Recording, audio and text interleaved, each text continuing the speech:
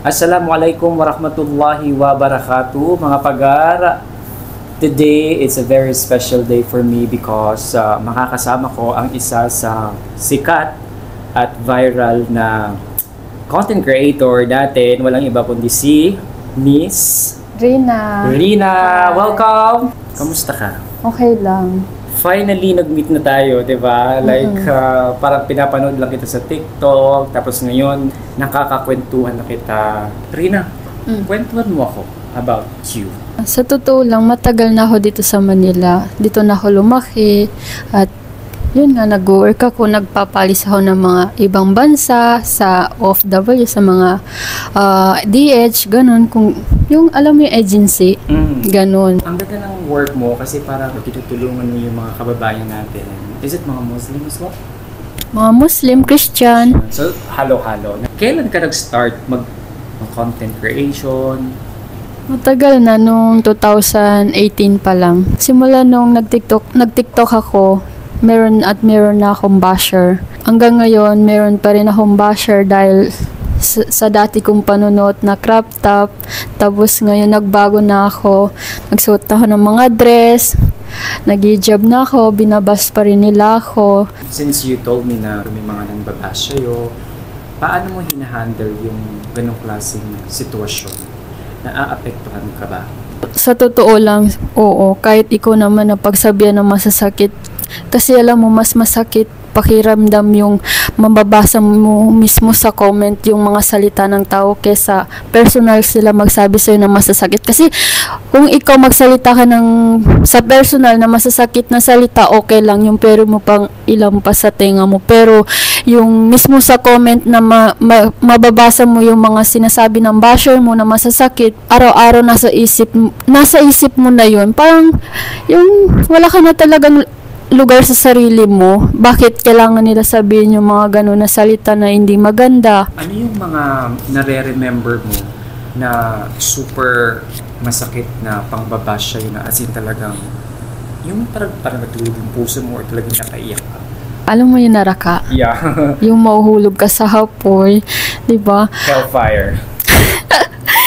Kahit ikaw pa naman sabihan nun, di ba, masasaktan ka. Yun ang pinaka hindi nawawala sa isip ko, yung mga sinasabi nila sa akin na gano'n. Na akala nila na alam na nila yung sarili ko na matatapon dun sa naraka. Or pumapatol ka ba sa mga bashers? Pinapatulan ko sila paminsan. Nagre-reply din ako sa comment nila pag sumusobra na sila. Hindi naman ako pumasok sa TikTok para usgahan nila ako. Tao naman ako, 'di ba? Hindi ako hayop para pagsabihan nila ako ng masasakit na salita. Dahil sarili kong magulang hindi nila ako sinasabihan ng masasakit na salita, pero tong mga tao na to na hindi ko naman kilala, grabe sila makapagsalita sa akin. Yung akala mo sila na yung nagpapakain sa'yo. Pag-usapan natin yung ikaw before ka mag-hijab. Bawal talaga magpakita ng kahit anong mga aura or especially bawal mag-crop top. Like para sa'yo, bakit mo sa tingin mo ginagawa? Hindi ko kasi matatawag yung sarili ko na Muslim. Kasi kung Muslim talaga ako, nag-pray ako ng 5 times a day. Ako kasi isa lang ako na Maguindanon lang ako. Kasi sa amin kasi Maguindanao na kahit magsuot kami ng crop top, okay lang sa amin. Kahit makita yung buhok namin, okay lang. Ang hindi ko lang maintindihan, yung mga Maranao at ibang lahi dyan, kahit anong, basta kalahi din natin ng mga Muslim, sinisem nila yung religion nila sa amin. Eh, magkahiba nga kami sa mga Maguindanao, sa Muslim, Maranao, Iranon, Tausug, kahit saan. Hindi ko talaga matatawag yung sarili ko na Muslim pag hindi ako nagpa 5 times a day. Kaya ako ginagawa mag-crop top dahil isa lang ako Maguindanon at siyempre hindi pa ako anda maging Muslim. Yun. Tsaka bata pa ako, hindi ko kailangan magmamadali dito sa mundo. So parang feeling mo, you want to have freedom in a way na I wanted to do this because this is me, this is who I am, regardless of my religion, regardless of my tribe. Hindi naman ako pinagbabawalan kasi ito yung parang nakalakihan or nakagisnan ko na tribe, which is others cannot understand, especially yung mga katulad natin na Muslim. But for me don't get me wrong. Kasi I'm a Maranao, you're a Maguindanao, we have same religion, and I totally understand you. It's actually true. Kapag hindi ka nagsisimba ng 5 times a day, you cannot call yourself a Muslim. I also wanted to tell everyone, especially sa mga Muslims out there or non-Muslims out there, Maranao, Maguindanao, Tausug is just a tribe. For Muslim kasi, it's actually a religion. So you can only call yourself a Muslim if you do salah 5 times a day, kung sinusunod mo yung alituntunan sa Islam, dadasal ka ba. Sa status naman ni Rina, meron siyang rason kung bakit nagka-crop top siya, meron siyang rason kung bakit hindi niya sinusunod yung alituntunan ng Islam or pagiging Muslim, because she knows na hindi siya Muslim because hindi nga siya nagsisimula ng 5 times a day. I think doon siya nagkakaroon ng matindihang questions or bashing, because ang pagkakalam kasi ng iba is si Rina, Muslim, why she's wearing crop top or bakit pinapakita niya yung buong katawan niya sa social media. So kaya nagagalit yung mga tao. But she has a point, because right now nakikita naman natin na naghihijab na siya. Ano yung feeling mo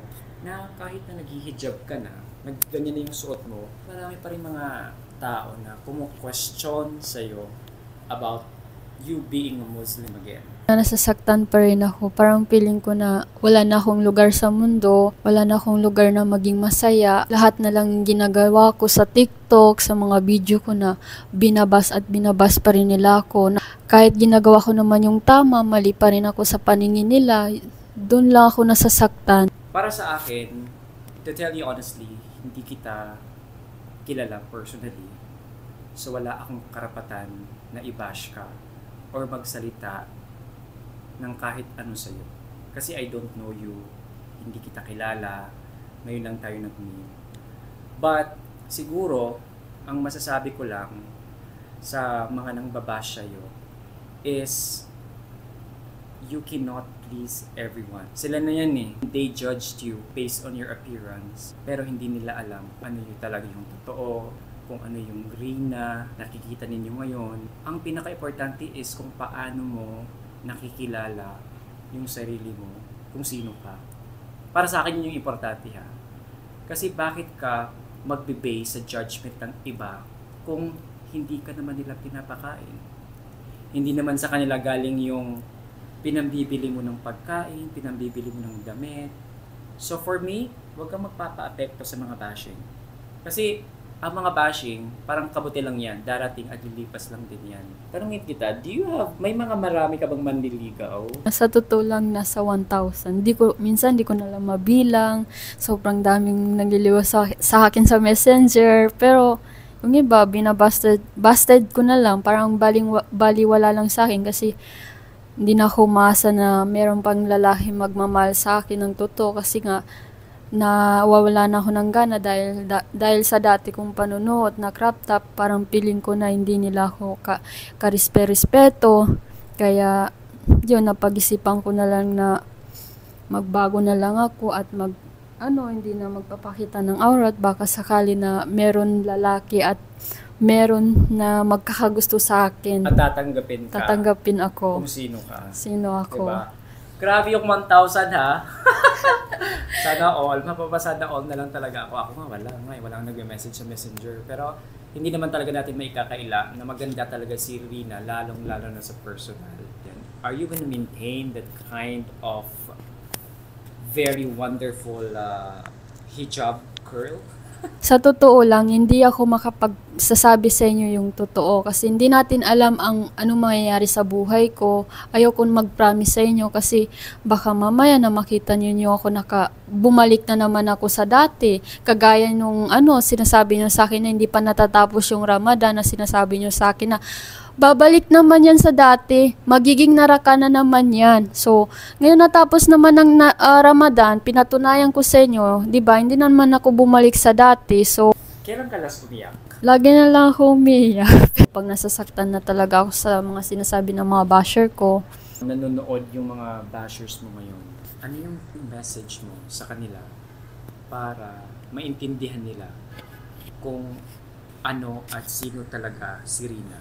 ang message ko lang sa kanila na kung ano man yung nakikita ninyo sa mga video, hindi ko yun ugali. Hindi ako masamang tao. Kung mabait ka sa akin, mabait din ako sa'yo. Ano naman ang message mo sa mga sumusuporta at naniniwala sa'yo? Nagpapasalamat ako sa kanila kasi yun nga, sobrang bait nila sa akin na kahit anong naririnig nila sa mga basher ko, hindi sila naniniwala, sumusuport pa rin sila sa akin. Mas mabilisan, do not judge the person or do not judge the book by its cover. Kailangan bago tayo mag-judge or bago tayo mag-comment na kung anumang mga negative na comment out there, just to make sure na we have to be responsible, we have to be mindful, and we have to be sensitive in a way na kung magko-comment man tayo is hindi tayo nakakasakit sa kapwa natin. Kasi hindi naman yan yung turo ng Islam. Ang turo ng Islam is to love each other, to help each other, to Tama ka understand each other, di ba? Tama. But before that, thank you so much, my mama, Brina, sa pagpapahiram mo sa amin ng napakaganda, very aesthetic mong studio. Guys, let's love each other. Let's understand each other. Love lang tayo. No more bashing,